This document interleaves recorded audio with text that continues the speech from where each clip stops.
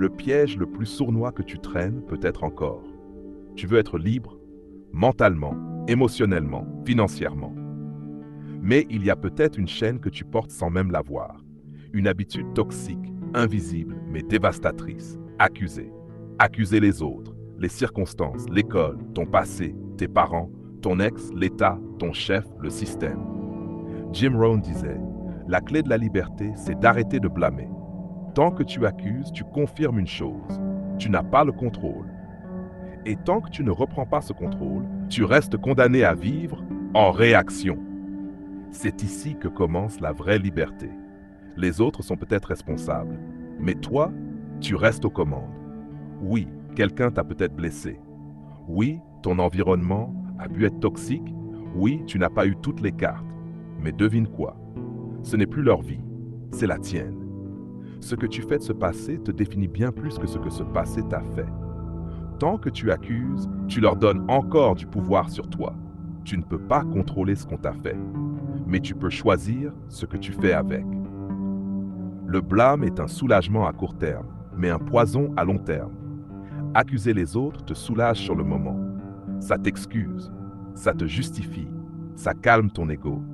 Mais en vérité, tu sais que c'est une fuite. Parce que pendant que tu accuses, tu ne construis rien. Tu te décharges de ton pouvoir. Tu t'excuses d'évoluer. Tu préfères avoir raison que grandir. C'est une stratégie émotionnelle destructrice. Et chaque jour où tu la répètes, tu renforces ta propre prison. La responsabilité totale n'est pas une punition. C'est une arme. Reprendre la responsabilité totale de ta vie, ce n'est pas t'accabler, c'est te libérer. Quand tu dis « je ne suis pas responsable de ce qu'on m'a fait, mais je suis responsable de la suite », tu redeviens auteur. Tu redeviens acteur. Tu redeviens dangereux pour tout ce qui voulait te maintenir dans la faiblesse. Et surtout, tu redeviens cohérent parce que tu ne peux pas vouloir le pouvoir et refuser la responsabilité. Tu n'évolueras jamais en attendant que les autres changent.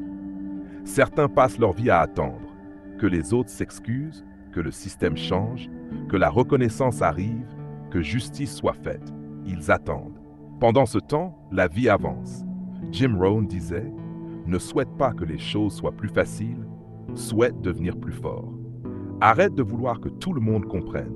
Commence à devenir celui ou celle que plus rien n'arrête. Parce qu'en vérité, la plus grande revanche, c'est ton évolution. Conclusion. Tu veux être libre?